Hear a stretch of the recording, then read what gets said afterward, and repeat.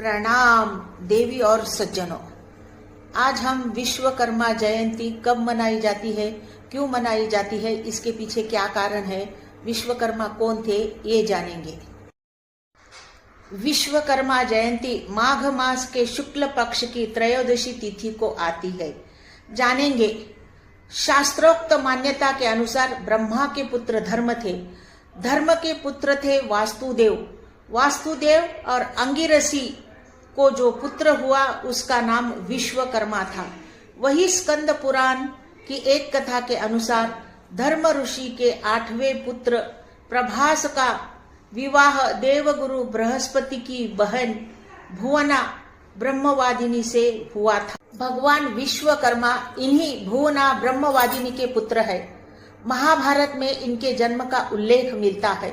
वराह पुराण के अनुसार ब्रह्मा जी ने विश्वकर्मा को धरती पर उत्पन्न किया। विश्वकर्मा ने धरती पर महल, हवेली, वाहन, शास्त्र आदि का निर्माण किया। विश्वकर्मा जी ने इंद्रपुरी, द्वारिका, हस्तिनापुर, स्वर्गलोक, लंका आदि का निर्माण किया था। इसीलिए प्रत्येक वर्ष विश्वकर्मा जन्मोत्सव पर औजार, मशीनों और औद्योगिक इकाइयों की पूजा की जाती है।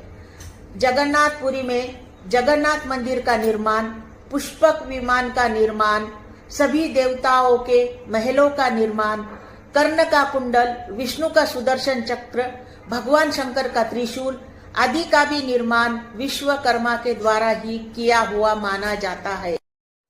विश्वकर्मा की पुत्रों से उत्पन्न हुआ महान कुल राजा प्रियव्रत ने विश्वकर्मा की पुत्री बहिष्मति से विवाह किया था, जिससे अग्निघ्र, यज्ञबाहु, मेघतिथि आदि 10 पुत्र उत्पन्न हुए। प्रियव्रत की दूसरी पत्नी से उत्तम, तामस और रैवत ये 3 पुत्र उत्पन्न हुए, जो अपने नाम वाले मनवंतरों के अधिपति हुए। महाराज प्रियव्रत के 10 पुत्रों में से कवि, ये अलग नाम है कवि, महावीर, कवि और महावीर को एक मत करो, कवि ये नाम है, महावीर ये दूसरा नाम है, तथा सवन ये 3 नैष्ठिक ब्रह्मचारी थे और उन्होंने संन्यास धर्म ग्रहण किया था।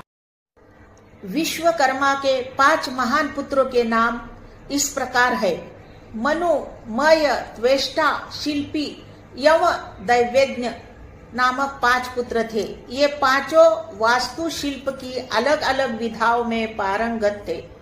मनु को लोहे में, मय को लकड़ी में, त्वेष्टा को कांसे या तांबे में, शिल्पी को ईंट और दैवेज्ञ को सोने चांदी में महारत हासिल थी। श्री विश्वकर्मा की कथा इस प्रकार आती है। सूत जी बोले, प्राचीन समय की बात है, मुनि विश्वामित्र के बुलावे पर मुनि और सन्यासी लोग एक स्थान पर एकत्र हुए। सभा करने के लिए सभी में मनु विश्वामित्र ने सभी को संबोधित किया। मुनि विश्वामित्र ने कहा कि हे मुनियों, आश्रमों में दुष्ट राक्षस यज्ञ करने वाले हमारे लोगों को अपना भोजन बना लेते हैं, यज्ञों को नष्ट कर देते हैं, जिसके कारण हमारे पूजा पाठ, ध्यान आदि में परेशानी हो रही है। इसलिए अब हमें तत्काल उनके कुकृत्यों से बचने का कोई उपाय अवश्य करना चाहिए। मुनि विश्वामित्र की बात को सुनकर वशिष्ठ मुनि कहने लगे कि एक बार पहले भी ऋषि मुनियों पर इस प्रकार का संकट आया था। उस समय हम सब मिलकर ब्रह्मा जी के पास गए थे। ब्रह्मा जी ने ऋषि मुनियों के संकट से छुटकारा पाने के लिए उपाय बताया था। ऋषि लोगों ने ध्यान पूर्वक वशिष्ठ मुनि की बातों को सुना और कहने लगे कि वशिष्ठ मुनि ने ठीक ही कहा है, हमें ब्रह्मदेव के ही शरण में जाना चाहिए। ऐसा सुन सब मुनियों ने स्वर्ग को प्रस्थान किया। मुनियों के इस प्रकार कष्ट को सुनकर ब्रह्मा जी को बड़ा आश्चर्य हुआ। ब्रह्मा जी कहने लगे कि हे मुनियों, राक्षसों से तो स्वर्ग में रहने वाले देवताओं की भी भय लगा रहता है, फिर मनुष्य का तो कहना ही क्या है, जो बुढ़ापे और मृत्यु के दुख में लिप्त रहते हैं। उन राक्षसों को नष्ट करने में श्री विश्वकर्मा ही समर्थ है। आप लोग विश्वकर्मा के शरण में जाइए।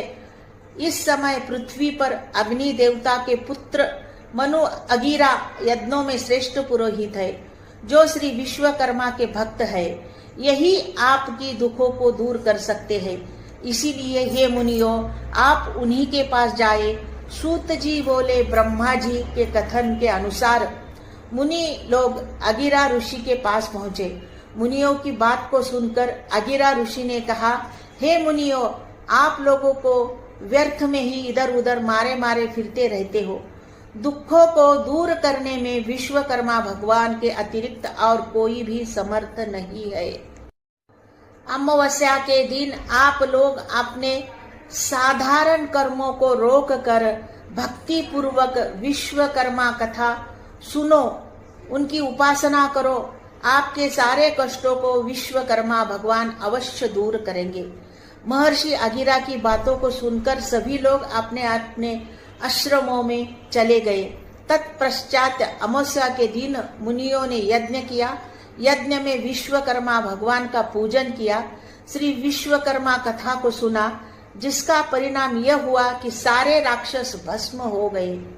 यज्ञ विघ्न रहित हो गया, उसके सारे कष्ट दूर हो गए। जो मनुष्य भक्ति भाव से विश्वकर्मा भगवान की पूजा करता है, वह सुखों को प्राप्त करता है। ऐसे संसार में बड़े पद को प्राप्त करता है, यही कहना है। तो सज्जनों, कैसा लगा मेरा ये छोटा प्रयास?